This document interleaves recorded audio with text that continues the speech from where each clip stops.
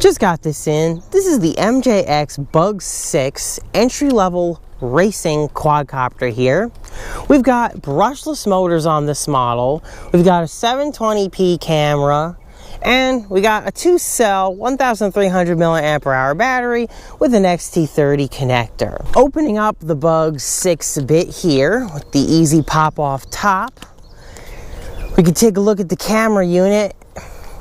And we can see that this is actually not just a camera, but it's also a 5.8 gigahertz video transmitter. These are little dip switches to set the frequency that your camera is transmitting on, so that way you can get that picture back to your goggles or your monitor, however you so choose to view the video from this. I did a review of the video transmitter by MJX already in another video, and you can see that.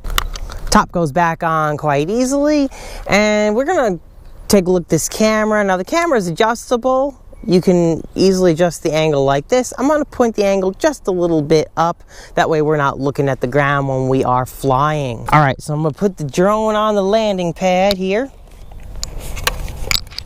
I got the MJX transmitter. To bind MJX quadcopters, you always hold down the red button, press up, and now the controller goes into green blinking mode.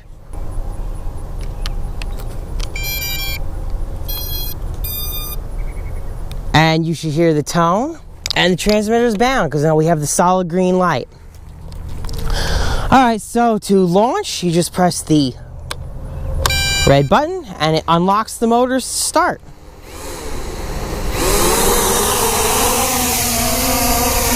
Before we take off, I'm going to go ahead and start the camera recording. Now to do that on this model, you press the camera button once to take a picture, and you hold down for 2 beeps to start the video. Note that when you want to stop your video, you have to hold down that button again, or else you will lose your video footage. Just a quick note on that. Don't unplug the Bugs 6, because you will lose your video footage, since it writes to the SD card that's on the camera unit.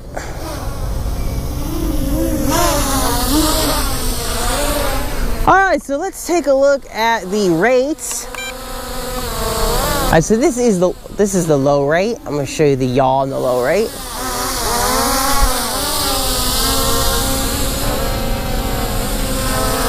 Pretty smooth yaw. Let's show you the high rates. That's the yaw and high rates. So now we got more speed. Alright, so let's do a punch out.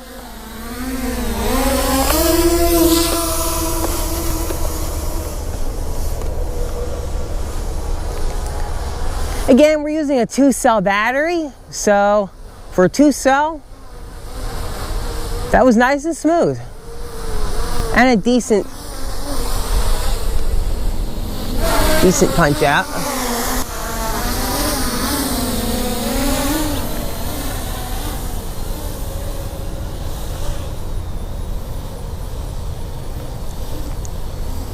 It's a very smooth flyer. Extremely smooth. We do have a little bit of wind out here. Again, I'm just flying the low rates, so I am just relaxing right now. Really not doing much. Bugs 6 is an excellent line of sight flyer, especially for the price. You get a brushless drone like this. And there's so many things you can modify it as well. In case if you don't want to use the stock camera and transmitter, you can modify it, put your own camera on there. It could probably lift a GoPro. Haven't tried that yet. But if you're more interested in having an aerial photography type drone, you should probably check out the Bugs 3 instead, since this one was definitely made for casual FPV and line of sight flying. I know they advertise it as an entry-level racer, but I wouldn't really class it in the racer category for a variety of reasons. And I go into that more in my Bugs 8 review. It's also where I review the complete MJX FPV goggles, so if you want to check those out, head over to my review of the Bugs 8. Alright, so let's do some flips now that we've just seen some basic flying. I'm going to get close here and we'll do some flips. Alright.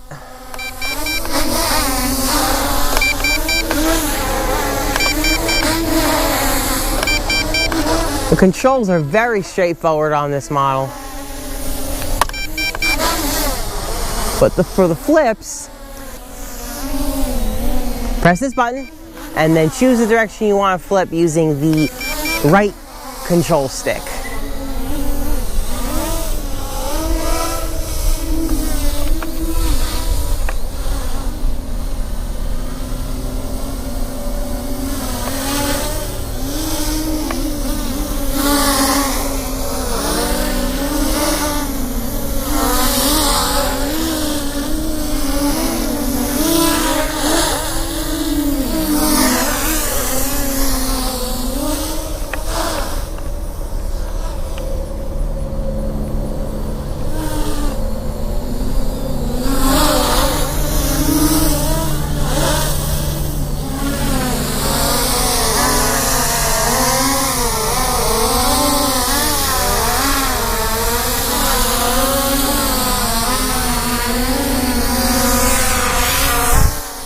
Some gentle hovering close by.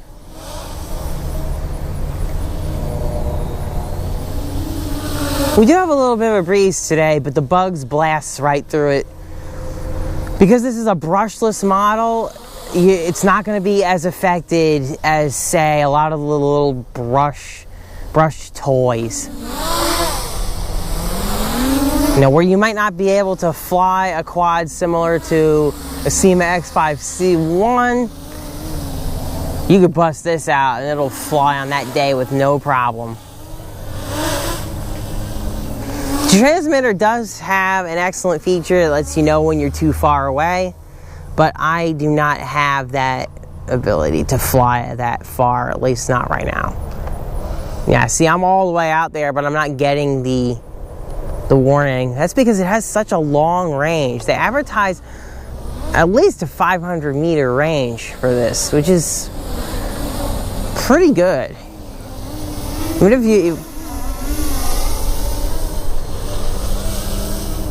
I just love buzzing around with this model.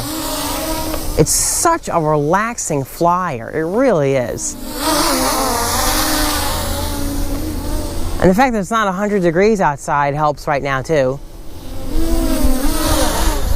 I wanted to get this review up to you guys yesterday, but the heat, it was like 100 degrees out here where I am. It felt like it was like 105 or 110. It was ridiculous.